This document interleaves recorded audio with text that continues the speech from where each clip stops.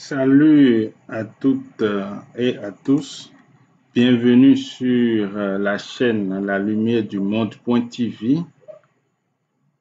Aujourd'hui, nous allons voir les 4 étapes pour avoir le salut. Les 4 étapes que doit traverser un païen pour pouvoir avoir le salut. Alors, sur cette chaîne, nous publions des vidéos d'édification spirituelle chaque samedi. N'hésitez donc pas à vous abonner pour ne rater aucune de nos vidéos. Sans plus tarder, nous allons aller vers l'essentiel, les 4 étapes pour avoir le salut. La première étape, sachez que vous êtes pécheur et une punition éternelle vous est réservée. Nous allons lire Romains 3, verset 23 pour appuyer cette première étape. Romains 3, verset 23. Car tous sont péchés et sont privés de la gloire de Dieu. Et dans un autre verset, on nous a expliqué que le salaire du péché, c'est la mort. Donc, tous, Romains 3, verset 23, tous sont péchés et sont privés de la gloire de Dieu. Ce n'est pas moi qui le dis, c'est la Bible. Et quand on pêche, c'est la mort. Donc, on est tous des pécheurs. La première étape pour un païen qui veut avoir le salut, c'est de reconnaître qu'il est pécheur, c'est d'accepter qu'il est pécheur et qu'il mérite un châtiment divin et qu'il mérite d'être puni. Il mérite d'être frappé. Il mérite une punition. Il est pécheur accepté, puisqu'on nous dit que on nous dit souvent que c'est celui qui sait qu'il est malade, c'est celui-là qui va à l'hôpital. C'est quand quelqu'un sait qu'il est malade qu'il va à l'hôpital. Si tu ne sais pas que tu es malade, mais tu ne pourras pas aller à l'hôpital, ne pourras pas te guérir. Donc, il faut reconnaître que tu es pécheur si tu veux vraiment aller vers le salut. Si tu veux avoir le salut, tu dois savoir que tu es pécheur et tu mérites une punition. Ça, c'est la première condition. Maintenant, la deuxième condition, c'est de confesser vos péchés et demander le pardon en étant dans un esprit de repentance. On ne demande pas pardon pour demander. Tu demandes le pardon tout en étant dans un esprit de repentance. Nous allons voir 1 Jean 1, verset 9. 1 Jean 1, verset 9, on nous dit, si nous confessons nos péchés, il est fidèle et juste pour nous les pardonner et pour nous purifier de toute iniquité. Donc, il est très important de confesser ses péchés. C'est quand nous confessons nos péchés comme ça de la bouche qu'on nous les pardonne. Alors, celui qui veut aller vers le salut, la première condition, c'est de reconnaître qu'il est pécheur. La deuxième, et qu'il mérite une punition. Maintenant, la deuxième condition, c'est de demander le pardon de nos péchés. Nous allons continuer à lire Marc 1, verset 5. On nous dit quoi là-bas? Marc 1, verset 5. Tout le pays de Judée, puisque ça n'a pas commencé aujourd'hui, ça a commencé depuis. Et quand Jean-Baptiste était en train de travailler, en Marc 1, verset 5, on nous dit que tout le pays de Judée et tous les habitants de Jérusalem se rendaient auprès de lui et confessaient leurs péchés. Ils se faisaient baptiser par lui et dans le fleuve de Jourdain. Donc, ils confessaient leurs péchés et ils se faisaient baptiser pour pouvoir changer de vie. La première condition, reconnaître qu'on est pécheur. La deuxième condition, c'est de confesser vos péchés et demander le pardon tout en étant dans un esprit de repentance. Ce n'est pas je pêche aujourd'hui, je viens, je demande pardon, demain je pêche encore, je viens. Non, non, non, non, pas ça. Quand tu pêches, tu demandes le pardon, tu confesses, tu seras dans un esprit de repentance et là on te pardonne, c'est que celui-là, il veut changer et tu es pardonné. C'est ça la deuxième condition. Maintenant, la troisième condition, nous allons aller vers 1 Pierre 2, verset 22 à 25. 1 Pierre 2.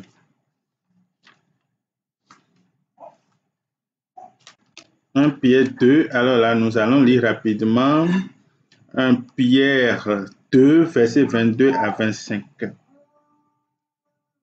Lui qui n'a point commis de péché et dans la bouche duquel il ne s'est point trouvé de fraude. Alors, quel principe on veut tirer ici? La quatrième étape, la troisième condition plutôt. La troisième étape, la troisième condition, c'est de reconnaître la sainteté du Christ et prendre connaissance de son œuvre salvatique. Première condition, reconnaître qu'on est pécheur. Deuxième condition, confesser nos péchés et demander le pardon tout en étant dans un esprit de repentance. Troisième condition, reconnaître la sainteté du Christ et prendre connaissance de son œuvre salvatrice sur la croix. 1 Pierre, nous étions en train de lire au niveau de la troisième condition, 1 Pierre 2, verset 22 à 25. Lui qui n'a point commis le péché et dans la bouche duquel il ne s'est point trouvé de fraude, lui qui injuriait ne rendait point d'injure, maltraitait ne faisait point de menace, mais s'en remettait à celui qui juge justement. Lui qui a porté lui-même nos péchés en son corps sur le bois, afin que mort au péché, nous vivions pour la justice. Lui par les maîtrisses duquel vous avez été guéris. C'est par ces maîtrisses que nous les chrétiens, nous sommes guéris. Il a porté nos péchés en son corps sur le bois afin que mort au péché, nous vivions pour la justice. Tout ça, c'est des choses qu'il faut savoir, car vous étiez comme des brebis errants, mais maintenant vous êtes retournés vers le pasteur et le gardien de vos âmes. On menait une vie avant, mais maintenant une nouvelle vie. Romains 5, nous allons aller toujours, nous sommes toujours dans la reconnaissance la sainteté qui prend connaissance de son œuvre salvatrice. Romains 5, verset 8. Donc, on est en train de nous détailler l'œuvre qu'il a accomplie sur nous. Nous devions prendre connaissance de cela. Donc, Romains 5, verset 8. Romains 5, 8. Mais Dieu prouve son amour envers nous en ce que lorsque nous étions encore des pécheurs, Christ est mort pour nous. Tu dois savoir que tu étais, quand on était encore des pécheurs, c'est en ce moment que Christ est mort pour nous. Ce n'est pas que nous avions pratiqué la justice, il est venu nous sauver. Non, on était encore dans la boue, on était encore dans la saleté, on était encore dans l'abomination, on est encore en plein dans le péché quand il a donné sa vie pour nous sauver. Jean 19, verset 31 à 42. Jean 19, verset 31 à 42. Dans la crainte que les corps ne restassent sur la croix pendant le sabbat, car c'était la préparation de ce jour, le sabbat était un grand jour, les Juifs demandaient à Pilate qu'on rompît les jambes au crucifix et qu'on les enlevât. Les soldats vinrent donc et ils rompirent les jambes. Ils rompirent les jambes au premier, puis à l'autre, puis qui avait été crucifié avec lui. S'étant approché de Jésus et le voyant déjà mort, il ne lui rompit pas les jambes, mais un des soldats lui perça le côté avec une lance et aussitôt il sortit du sang et de l'eau. Nous continuons. Celui qui l'a vu en a rendu témoignage et son témoignage est vrai et il sait qu'il est dit vrai afin que nous croyions aussi. Ces choses sont arrivées afin que l'écriture fût accomplie fut accompli. Aucun de ces os ne sera brisé. Et ailleurs, l'Écriture dit encore, ils verront celui qu'ils ont percé.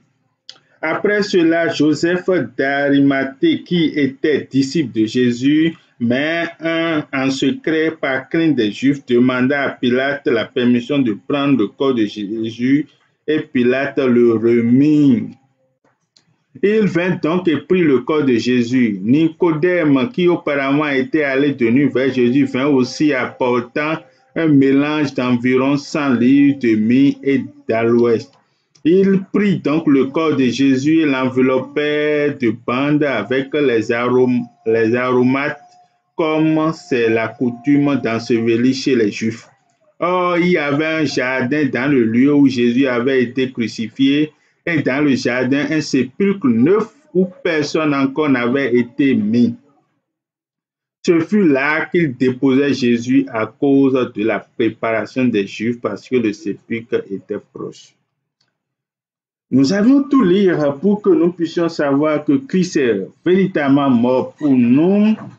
Nous avions lire Jean 19, verset 31 à 42. On a percé ses côtés, le sang, l'eau qui était sortie. Tout ça représente des choses pour nous chrétiens. Nous allons aller vers 2 Corinthiens 5. 2 Corinthiens 5, verset 21, il est dit, celui qui n'a point connu le péché, il l'a fait devenir péché pour nous, afin que nous devenions en lui justice de Dieu. Celui qui n'a point connu le péché. Christ, tu dois savoir que Christ n'a pas connu de péché, mais lui, il a pris sur nous, sur lui, nos péchés. Il a pris sur lui nos péchés pour que nous soyons déclarés juste prendre connaissance de l'œuvre salvatrice du Christ, ce que Christ a fait pour nous. Éphésiens et Actes 3, verset 19. Lui n'a plus connu de péché, mais Dieu lui a donné, 2 Corinthiens 5, verset 21 plutôt, mais celui qui n'a point connu le péché, il l'a fait devenir péché pour nous, afin que nous devenions en lui justice de Dieu. Donc, toi qui as péché, tu sais déjà que Jésus-Christ a pris en tout et pour tous tes péchés sur la croix. Il a payé pour tout sur la croix. C'est pour ça qu'il est mort. Tu dois prendre connaissance de l'œuvre que Jésus-Christ a fait pour toi. Parce que je donne un exemple, il reste encore beaucoup de versets qui expliquent ce que Jésus-Christ a fait de façon générale, de façon ramassée, générale, de façon détaillée.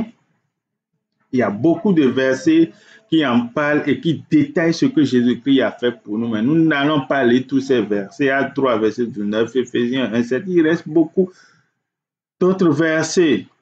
Mais pour que la vidéo ne soit pas longue, très longue, nous n'allons pas lire toutes ces vidéos. L'essentiel, c'est de garder les étapes. La première étape, c'est de reconnaître qu'on est pécheur. Deuxième, confesser ses péchés, demander le pardon tout en étant dans un esprit de repentance. Troisièmement, reconnaître la sainteté du Christ et chercher à connaître l'œuvre qu'il a fait pour nous, l'œuvre salvatrice. Qu'est-ce qu'il y a dedans? Le paquet, qu'est-ce qu'il y a dedans? Qu'est-ce qu'il a réellement fait pour nous? Jésus a fait pour nous. Il y a beaucoup de versets qui en parlent. Et enfin, croire à l'œuvre salvatrice du Christ. Toutes ces œuvres-là, tout ce qu'il a fait pour nous, et nous avions lu, il reste à lire tout ça là, tout ce qu'il a fait pour nous, il est mort sur la croix, il s'est saillé de nos péchés. Au troisième jour, il est ressuscité, il nous a apporté une nouvelle vie, une vie de gloire, une vie d'élévation. Il a pris en charge nos malédictions, nos souffrances. Par ses maîtrises, nous sommes guéris. Ah, tout ce qu'il a fait pour nous, tu crois en cela. Tu as pris connaissance, tu crois en cela. Et c'est là que tu deviens chrétien. Vous pouvez lire Jean 3, verset 7. Dieu a tant aimé le monde qu'il a envoyé son Fils unique Jésus-Christ afin quiconque croit en lui ne périsse point, mais qu'il ait la vie éternelle. Il suffit de croire à l'œuvre là, à ce que Christ a fait pour nous, et tu déclares cela sur ta vie, et tu es sauvé. Tu es devenu chrétien, tu as le salut puisque c'est la Bible qui le dit, c'est la parole de Dieu qui le dit, Romains 10, verset 9, Éphésiens 2, 8 à 9. Il suffit de croire seulement et de proclamer cela de la bouche, de ta bouche, et tu es sauvé, tu as le salut. C'est les 3 étapes, nous allons récapituler rapidement. Première étape, ça, pour les 4 étapes pour avoir le salut, les 4 étapes pour avoir le salut, pour avoir le pardon de ses péchés, pour vivre maintenant en harmonie avec Christ. La première étape, c'est sachez que vous êtes pécheur et une punition éternelle vous êtes réservé, vous êtes réservé. La deuxième étape, deuxième condition, confessez vos péchés, demandez le pardon tout en étant dans un esprit de repentance. La troisième étape, qui n'est rien d'autre que la troisième condition, reconnaître la sainteté du Christ et prendre connaissance de son œuvre salvatrice. Il y a beaucoup de versets qui en parlent. Et maintenant, quatrième condition, croire à cette œuvre salvatrice du Christ Jésus sur la croix. Et tu as le salut selon la parole de Dieu.